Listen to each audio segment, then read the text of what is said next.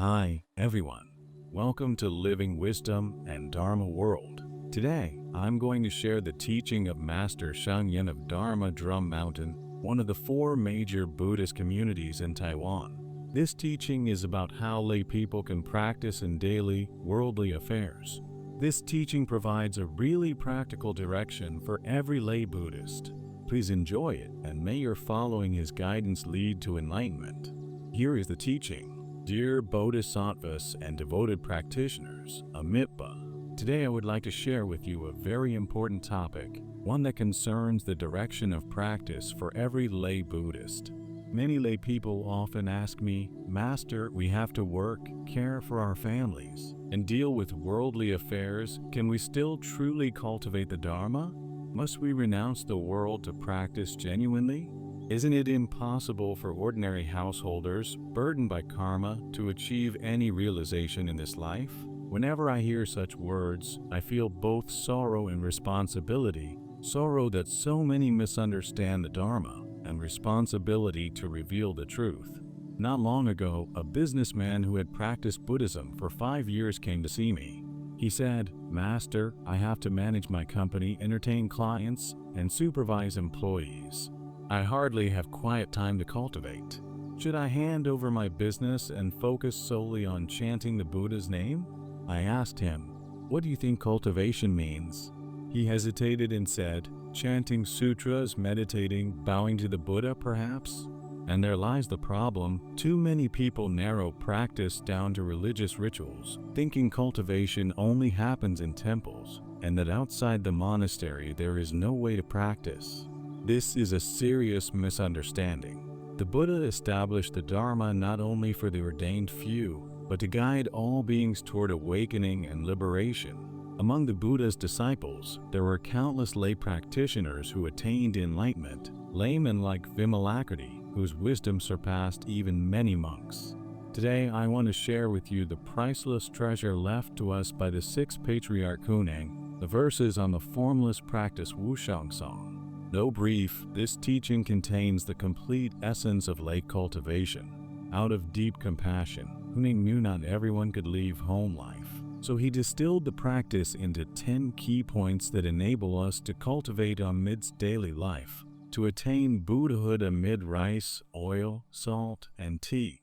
He said, to practice once with true understanding, the pure land is right before you.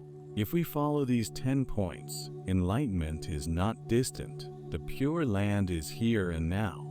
Some find this too simple to believe, yet it is precisely because it is so simple that it is difficult. We complicate what is simple and push the Dharma far away, when in truth it is right here, in every thought, word, and deed. We must first break the deep-rooted misconception that lay people are inferior to monastics.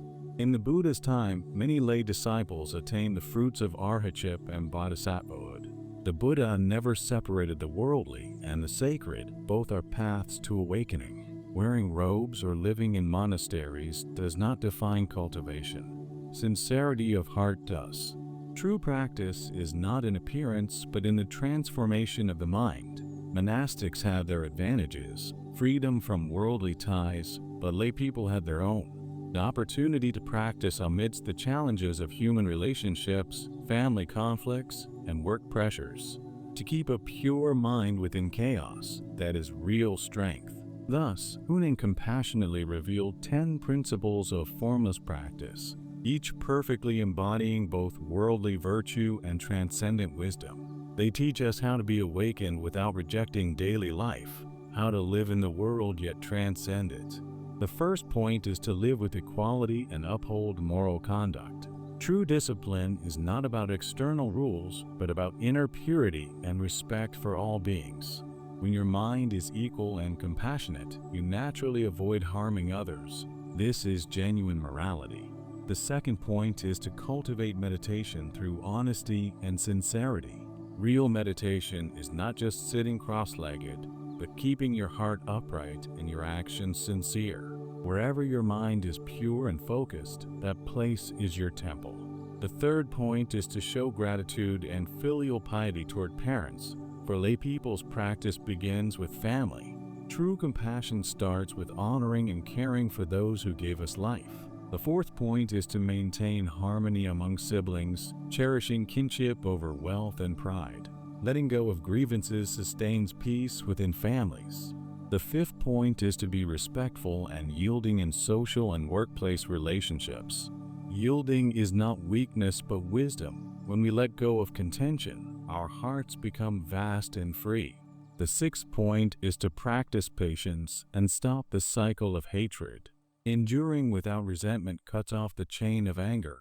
Like refusing to catch the dirty object someone throws, the impurity never touches you. The seventh point is to awaken within affliction, for just as fire arises from friction and lotus blooms in the mud, wisdom grows amid life's difficulties. Daily life itself is the path. Cooking, cleaning, working, and caring for others are all fields of practice. The eighth point is to welcome criticism as a mirror for growth. Bitter words are good medicine. Honest advice, though unpleasant, is a blessing that helps us awaken. The ninth point is to correct our faults and stop defending our shortcomings. True wisdom is born from self-reflection and humility. Every time we admit and amend a mistake, our wisdom deepens. The 10th point is to practice generosity in everyday life, not only with money, but with kindness, understanding, and service.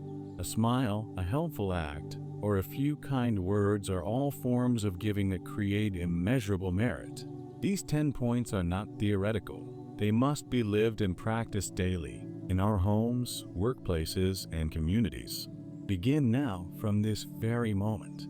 Smile at your family, work diligently, act with gratitude. Each is cultivation. Review these principles often and gradually embody them. Cultivation is lifelong. Persistence and sincerity are key. Most importantly, always watch your heart.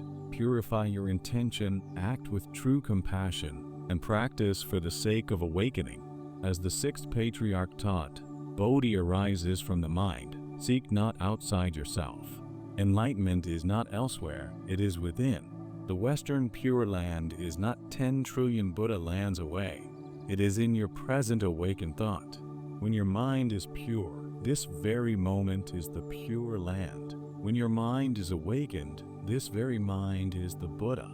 Lay practice is not inferior to monastic life.